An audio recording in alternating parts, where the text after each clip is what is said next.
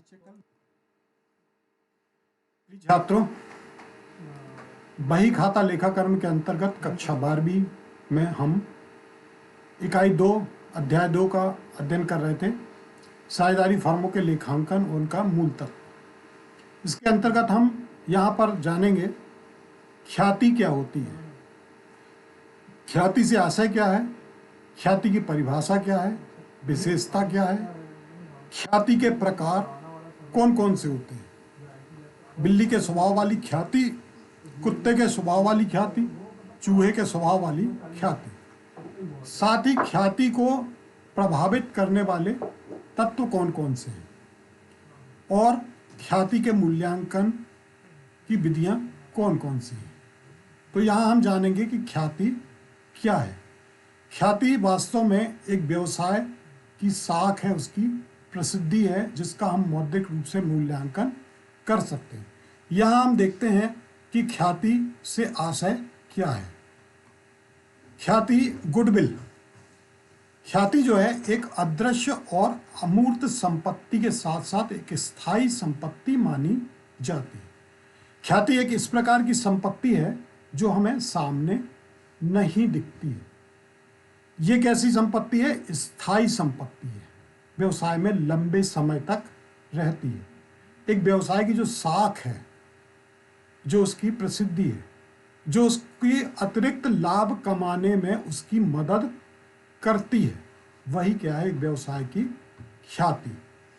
तो ख्याति व्यापार या व्यवसाय की वह शक्ति है जो ग्राहकों को फर्म के उत्पादन को क्रय करने के लिए प्रेरित करती है। तो ख्याति क्या है?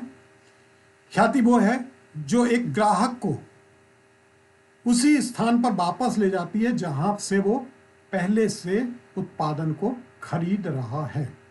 तो इस प्रकार से ख्याति को हम इस मायने में जान सकते हैं कि ग्राहक क्रेता अपने पुराने स्थान पर आते रहे, अर्थात जो ग्राहक है, जो क्रेता है, वो उसी दुकान में या उसी संस्थान में, प्रतिष्ठान में यथावत रूप से जाता रहे। यही क्या है? उस प्रतिष्ठान की ख्याति है। व्यवसाय का वो नाम या यश जो उसके ग्राहक या अन्य संबंधित पक्षों द्वारा अच्छे संबंध व प्रभावपूर्ण कार्यशैली के कारण प्राप्त होता है, ख्याति कहलाती है। लेखांकन की भाषा में ख्याति वो है जो अन्य संस्था की तुलना में अपेक्षाकृत अधिक लाभ कमाने की क्षमता रखती है। तो ये अधिक लाभ कमाने की जो क्षमता है, यही क्या है? ख्याति है। अर्थात यदि हम देखें कि दो संस्थाएं एक साथ कार्य कर रही हैं, एक प्रकार का उत्पादन कर रही हैं, लेकिन यदि दूसरी संस्था अपेक्षाकृत पहली संस्था से अधिक लाभ प्राप्त कर रही है, तो दोनों के लाभ के बीच में जो डिफरेंस है, वही दूसरी संस्था के लिए क्या है? उसकी ख्याति है। तो यहाँ पर लेखांकन की भाषा में जो है अन्य संस्था की तुलना में अपेक्षाकृत अधिक लाभ कमाने की क्षमता रखने जो है वो ख्याति कहलाती है। कुछ विद्वानों ने जो ख्याति की परिभाषा दी है, लॉर्ड एल्कन के अनुसार ख्याति इस संभावना के अतिरिक्त और कुछ भी नहीं है कि पुराने ग्राहक पुराने स्थान पर आते रहें। स्वाभाविक तौर पर हम देखते हैं अपने आम जीवन में कि जिस भी दुकान से यदि हम सामग्री खरीदते हैं, तो यदि हमें वहाँ का सामान अच्छा मिलता है, व्यवहार अच्छा है, सारी बातें अच्छी हैं, तो हम उसी दुकान में जाकर सामग्री खरीदते हैं। इसका मतलब क्या है? उस दुकान की, उस प्रतिष्ठान की ख्याति जो है वो अच्छी है, बेहतर है। दूसरी परिभाषा जो लॉर्ड मैकनॉटन ने दी है कि ख्याति जो है व्यापार के अच्छे नाम, अच्छे संबंध व संपर्क का लाभ है। एक व्यापार का जो उस क्षेत्र में अच्छा नाम है, उस दुकान का अच्छा नाम है, उस व्यवसाय के लोगों से अच्छे संबंध हैं, अच्छे संपर्क हैं, ये वह आकर्षण शक्ति है जो ग्राहक को लाती है। ये एक ऐसी चीज़ है जो कि पुराने जमे हुए व्यापार को नए व्यापार से भिन्न करती है। वहीं लॉर्ड लिंडले के अनुसार ख्याति संबंध तथा प्रसिद्धि से होने वाला लाभ है। जो व्यवसाय के संबंध है अपने ग्राहकों से, जो उस व्यवसाय की प्रसिद्धि है, उससे जो व्यवसाय को लाभ हो रहा है, वही क्या है? ख्याति है। फिर प्रोफेसर डिक्सी ने कहा है, यदि व्यक्ति ख्याति के लिए धन देता है तो भाई किसी ऐसी वस्तु के लिए देता है जो उसे ऐसी स्थिति में पहुंचा देती है कि भाई अपने निजी सहायता रहित प्रयासों की अपेक्षा अधिक अर्थोपार्जन कर सके। तो यहाँ पर जो है ख्याति हमने जाना कि ख्याति का जो लाभ है वो उसकी किससे जुड़ा हुआ है, उसकी साख से जुड़ा हुआ है, उसकी प्रसिद्धि से जुड़ा हुआ है। तो यहाँ इस परिभाषा से हमने जाना कि अन्य संपत्तियों की भांति ख्याति व्यापार की क्या है, एक स्थायी संपत्ति है जिसके कारण ही व्यापार को अधिक लाभ होता है। व्यापार की स्थिति, व्यापार के व्यवहार एवं विक्रय कला, अच्छे माल की प्राप्ति के कारण अधिकाधिक ग्राहक उसकी ओर आकर्षित होते हैं, जिससे व्यापार की साख अथवा ख्याति में वृद्धि होती है। तो इस प्रकार से हम देखते हैं कि जिस व्यवसाय या व्यापार की ख्याति है उस व्यापार को अधिक लाभ होता है, साथ ही व्यापार की स्थिति अच्छी होती है, व्यापारी के व्यवहार अच्छा है, उसकी विक्रय कला अच्छी है, अच्छे माल की प्राप्ति यदि हमें होती है तो अधिक से अधिक मात्रा में ग्राहक उसकी ओर आकर्षित होते हैं, और इन सब बातों से व्यापार की साख और उसकी ख्याति में वृद्धि होती है। तो इस प्रकार से हमने ये जाना यहाँ पर कि ख्याति क्या कहलाती है। ख्याति की विशेषताएं, किन बिंदुओं के आधार पर हम कहेंगे कि ख्याति यहाँ पर है। तो ख्याति क्या है, एक अमूर्त संपत्ति है। ये सामने नहीं दिखती लेकिन क्या होती है, ये कृत्रिम संपत्ति है, फिर भी ये एक संपत्ति मानी जाती है। क्यों? क्योंकि यदि प्रतिष्ठान ऐसे स्थान पर है जहाँ पर कि उसका व्यवसाय बहुत अच्छा है, उसकी लाभ कमाने की क्षमता बहुत अच्छी है, तो ऐसी स्थिति में उस प्रतिष्ठान का जो मूल्य है वो कैसा होगा, ज़्यादा बेहतर होगा। तो यहाँ पर उसकी जो ख्याति है वो क्या है, हमें सामने नहीं दिख रही, अदृश्य है, और ये कैसी है, कृत्रिम संपत्ति नहीं है। तो ये एक प्रकार की क्या है, अमूर्त संपत्ति जो हमें सामने नहीं दिखती। फिर दूसरा जो है, इसमें ख्याति को व्यवसाय से अलग नहीं किया जा सकता, अतः इसको एक स्वतंत्र संपत्ति के रूप में हम अलग से व्यवसाय के रूप से अलग करके इसको नहीं बेच सकते। ख्याति का यदि विक्रय होगा तो किसके साथ होगा, व्यवसाय के साथ होगा। जैसे यदि कोई प्रतिष्ठान है तो ख्याति जो है उसके साथ साथ चलती है, व्यवसाय में उस प्रतिष्ठान के द्वारा अधिक बेहतर लाभ कमाया जाता है तो ख्याति का मूल्यांकन उसी के साथ किया जाएगा। फिर ख्याति के मूल्य का संबंध विनियोजित राशि या उसको उत्पन्न करने की लागत से नहीं होता। यहाँ जो ख्याति का मूल्य है, ये हम जो व्यापार व्यवसाय में जो राशि विनियोजित कर रहे हैं उससे संबंधित नहीं है। ख्याति का मूल्य जो है ये फर्म की साख पर निर्भर करता है। फिर ख्याति के मूल्यों में उतार चढ़ाव होता रहता है। ख्याति का मूल्य व्यवसाय के आंतरिक एवं बाह्य कारकों से प्रभावित होता है।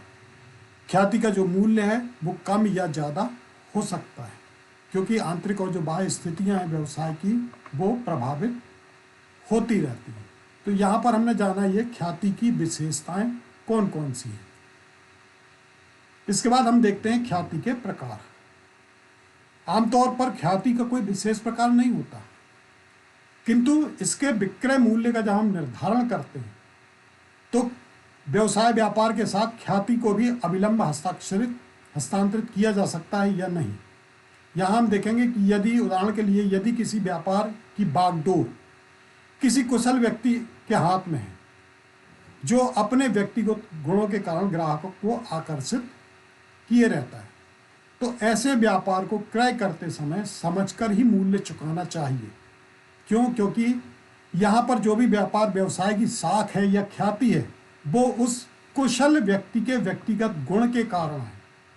तो ऐसी स्थिति में यदि हमने व्यापार खरीद लिया, व्यवसाय खरीद लिया और वो व्यक्ति वहाँ से अलग हो गया, तो ऐसी स्थिति में उस व्यापार व्यवसाय की ख्याति उस व्यक्ति के कारण जुड़ी हुई थी, तो उसके अलग होने से उस व्यापार का नाम व यश समाप्त हो जाएगा। तो इस प्रकार से यहाँ पर हम जानेंगे कि हस्तांतरण की दृष्टि से जब ख्याति का हस्तांतरण किया जाता है तो ख्याति की तुलना जो है 3 जानवरों के गुणों से की जाती है। इसमें एक प्रकार होता है बिल्ली के स्वभाव वाली ख्याति। बिल्ली को स्वभाव को हम जानते हैं कि बिल्ली का स्वभाव किस प्रकार का होता है, वो शांत और एक स्थान प्रिय होती है। घरों में हम देखते हैं कि यदि एक घर में बिल्ली टिक पाती रह पाती है तो उसी स्थान पर रहती है और बड़ी शांत भाव से रहती है। तो बिल्ली के स्वभाव वाली ख्याति भी जो है इसी प्रकार की होती है, वो अपनी जगह नहीं बदलती।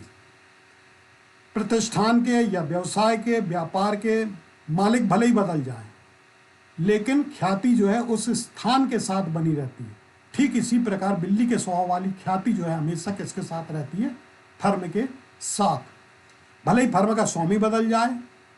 इस प्रकार से ख्याति मालिक के व्यक्तिगत गुणों से प्रभावित न होकर व्यापार की स्थिति पर निर्भर करती है। तो यहाँ ये ख्याति जो है ये व्यवसाय के मालिक के व्यक्तिगत गुणों पर निर्भर नहीं करती, ये किस पर डिपेंड करती? व्यापार की स्थिति पर। ऐसी व्यापार की स्थिति बहुत अनुकूल होती है जिसके कारण ग्राहक अधिक से अधिक संख्या में आते हैं। जैसे उदाहरण के लिए यदि वो व्यवसाय या व्यापार या वो प्रतिष्ठान कोई ऐसे स्थान पर है जहाँ पर ग्राहक बहुत सुविधा के साथ पहुँच सकते हैं, तो ऐसी स्थिति में वो ग्राहक उसी स्थान पर जाते रहेंगे, भले ही उसके स्वामी या मालिक बदल जाएं। तो यहाँ पर व्यापार के हस्तांतरण के साथ साथ जब व्यवसाय व्यापार को बेचा जाता है तो ऐसी स्थिति में बिल्ली के स्वभाव की ख्याति भी उसी के साथ हस्तांतरित हो जाती है। तो यहाँ पर बिल्ली के स्वभाव वाली जो ख्याति है इसका मूल्य सबसे अधिक होता है। क्यों? क्योंकि ये स्थान से जुड़ा होता है, उस प्रतिष्ठान से जुड़ा होता है, उस फर्म से जुड़ा होता है, इसलिए ये ख्याति कहलाती है लोकल गुडविल, ये स्थानीय ख्याति कहलाती है। तो ये जो है बिल्ली के स्वभाव वाली ख्याति कहलाती है। इसके बाद है आपका कुत्ते के स्वभाव वाली ख्याति, डॉग गुडविल। ये बात हम जानते हैं कुत्ते के स्वभाव के बारे में। कुत्ता कैसा होता है? स्वामी भक्त होता है, जहाँ जहाँ मालिक जाता है कुत्ता उसके पीछे पीछे जाता है। तो ठीक इसी प्रकार से कुत्ते के स्वभाव वाली ख्याति भी जो है वो किससे जुड़ी होती है? व्यापार, व्यवसाय या प्रतिष्ठान से जुड़ी होती है और उसके मालिक से जुड़ी होती है। जब तक मालिक या व्यवसाय का स्वामी उस व्यापार, व्यवसाय, प्रतिष्ठान में रहेगा तब तक वो ख्याति बनी रहेगी, और जैसे ही उस व्यवसाय, व्यापार, प्रतिष्ठान का मालिक उस व्यापार को छोड़ देता है तो ख्याति भी मालिक के साथ साथ चली जाती है। ऐसे फर्मों की ख्याति किस पर डिपेंड करती है? उनके स्वामी मालिक के ऊपर। मालिक का जो व्यक्तिगत संबंध है, उसका जो व्यवहार है, उसका जो मधुर व्यवहार है, उसकी कार्य करने की जो क्षमता है, व्यवसाय को संचालन करने की जो उसकी कैपेसिटी है, ये इन सब चीज़ों पर निर्भर करती है। तो यदि हम ऐसे व्यवसाय को खरीदते हैं तो सोच समझकर ही ऐसे व्यवसाय को हमें खरीदना चाहिए। क्यों? क्योंकि यदि हम जैसे ही व्यवसाय को खरीदेंगे तो व्यवसाय का स्वामित्व तो बदलेगा, और ये ख्याति जो है स्वामी के साथ जुड़ी है, तो स्वामी के हटते ही वो ख्याति वहाँ से गायब हो जाती है। अतएव इस प्रकार के फर्म की ख्याति मालिक के स्वभाव पर निर्भर होती है, इसे हस्तांतरित नहीं किया जा सकता। नए मालिक को इसका ख्याति का लाभ नहीं मिलता। इस प्रकार कुत्ते के स्वभाव वाली ख्याति का मूल्य क्या होता है? बहुत कम होता है। अब तीसरा प्रकार यहाँ पर रैट गुडविल, चूहे के स्वभाव वाली ख्याति। चूहा, जैसे हम जानते हैं, चूहा स्थिर नहीं होता, बहुत ही घुमक्कड़ होता है, एक स्थान से दूसरे स्थान पर, यहाँ से वहाँ पूरे समय वो होता रहता है, स्थायी रूप से एक स्थान पर नहीं टिक पाता। इसी प्रकार कुछ व्यापार की ख्याति भी स्थायी नहीं होती, बार बार क्या होती रहती? परिवर्तित होती रहती है। चूहे के स्वभाव वाली ख्याति उस फर्म में पाई जाती है जहाँ किसी विशेष कारणवश या किसी विशेष वस्तु का महत्व किसी विशेष फर्म को प्राप्त होने पर ग्राहक उसी फर्म से माल क्रय करते हैं। तो यहाँ पर हम देखें कि जैसे एकाधिकार वाले व्यवसाय हैं जहाँ पर किसी वस्तु का एकाधिकार व्यवसायी को प्राप्त है, तो ऐसी स्थिति में एकाधिकार प्राप्त होने पर ग्राहक उसी फर्म से माल खरीदेगा। अब यदि वो एकाधिकार किसी दूसरे फर्म या व्यवसाय के पास चला गया तो ग्राहक भी क्या होगा? उस दूसरे फर्म या व्यवसाय के पास चला जाता है। तो यहाँ पर जो है ख्याति क्या होती है? इस प्रकार से बदलती रहती है। तो ऐसी ख्याति का मूल्य क्या होता है? बहुत ही कम होता है, और अधिकांश परिस्थितियों में तो शून्य ही होता है। क्यों? क्योंकि ग्राहक जो है एक स्थान से दूसरे स्थान पर यहाँ आपस में अदलते बदलते रहते हैं। तो इस प्रकार की ख्याति का जो मूल्यांकन है वो क्या होता है? कम होता है। तो ये थे तीन प्रकार की ख्यातियों के प्रकार: बिल्ली के स्वभाव वाली ख्याति, कुत्ते के स्वभाव वाली ख्याति और चूहे के स्वभाव वाली ख्याति। इसके बाद ख्याति को प्रभावित करने वाले तत्व जो हैं, फर्म की स्थिति, नाम। अब यहाँ हम देखेंगे कि ख्याति किस प्रकार से प्रभावित होती है, किन चीज़ों से। यदि फर्म की स्थिति व नाम, फर्म कोई अच्छी जगह पर है, अच्छे स्थान पर है, कोई प्रतिष्ठित उसका नाम है, तो ग्राहक जो है उसके लिए अनुकूल है, तो ऐसी स्थिति में इस के कारण ख्याति की स्थिति को ख्याति के नाम से जाना जाता है। तो फर्म की स्थिति किस प्रकार की, उसका नाम किस प्रकार का है, इस पर को भी ख्याति प्रभावित होती है।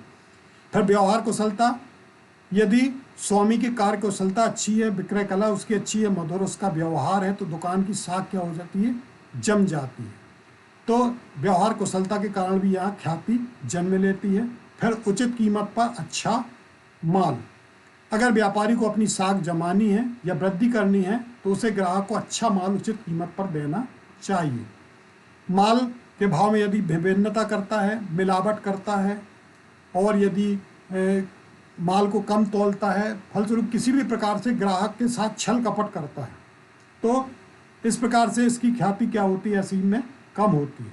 लेकिन यदि वो ग्राहक से अच्छा व्यवहार करता है, ग्राहक को उचित माल देता है, शुद्ध माल देता है, तो ऐसी स्थिति में फर्म के प्रति उस ग्राहक की उसकी जो विश्वास बढ़ जाता है। इससे फर्म की ख्याति क्या होती है, बढ़ जाती है। और संतुष्ट ग्राहक जो है विज्ञापन का एक प्रभावशाली साधन होता है। संतुष्ट ग्राहक बिना लागत के आपका विज्ञापन करता है, जिससे व्यापारी की अत्यधिक उसको लाभ होता है। तो ग्राहक को संतुष्ट करना ही ख्याति को यहाँ पर जन्म देना है। इसके बाद हम देखेंगे विज्ञापन के कारण। वर्तमान का जो युग है वो प्रचार प्रसार का युग है, विज्ञापन का युग है। किसी भी उत्पादन को यदि कोई फर्म लॉन्च करती है तो सबसे पहले उसका प्रचार प्रसार बहुत तेजी से करती है। तो हम देखते हैं आधुनिक युग में किसी फर्म के नाम का प्रचार करने के लिए विज्ञापन प्रमुख है। रेडियो, टेलीविज़न, पत्र पत्रिकाओं के माध्यम से जो है हम जितना अधिक प्रचार प्रसार करते हैं, हमारे नए नए ग्राहक बनते हैं और पुराने ग्राहकों की मांग में क्या करता है, वृद्धि भी करता जाता है। इससे भी फर्म का जो नाम है वो ख्याति प्राप्त करता है। फिर एकाधिकार के कारण कई बार वस्तुओं को बेचने का अधिकार जो है यहाँ पर एजेंसी को प्राप्त हो जाता है। तो यहाँ एकाधिकार होने के कारण जो है ग्राहक जो है उसी फर्म के पास पहुँचते हैं, क्योंकि ग्राहक बार बार उस वस्तु विशेष के लिए उसी दुकान पर आएगा। ठीक इसी प्रकार से जैसे पेटेंट, प्रतिलिपि अधिकार, व्यापार चिन्ह आदि के कारण भी व्यापार को ख्याति मिल जाती है। तो यहाँ किसी भी विशेष प्रकार के उत्पादन का एकाधिकार प्राप्त होने पर फर्म की ख्याति बढ़ती है, क्योंकि ग्राहक उसी के पास पहुँचते हैं। फिर इसके अलावा ग्राहकों को सुविधाएं, माल बेचने, उसके वितरण की सुव्यवस्था अच्छी होने से ग्राहक आकर्षित होते हैं। ग्राहक को के घर सामान भिजवाने की व्यवस्था की जाए तो और भी बेहतर होता है। इससे ग्राहक की स्थायी संख्या में वृद्धि होती है। दुकान में पर्याप्त बैठने की सुविधा, पानी पीने की सुविधा आदि के कारण भी ग्राहक आकर्षित होते हैं। तो इस प्रकार से यहाँ हम देखते हैं कि ग्राहकों को एक प्रतिष्ठान या व्यवसाय के द्वारा जितनी प्रकार की सुविधाएं दी जाती हैं, उससे ग्राहक क्या होता है, उसी स्थान पर जाने के लिए आकर्षित होता है। और अभी पूर्व में भी समझाया कि ख्याति इस संभावना से कुछ और अधिक नहीं है कि ग्राहक जो हैं वो पुराने स्थान पर यथावत बने रहें। तो ग्राहक को जितना हम संतुष्ट करेंगे, ख्याति में उतनी अधिक वृद्धि होगी। इसके बाद है फर्म के संतुष्ट कर्मचारी।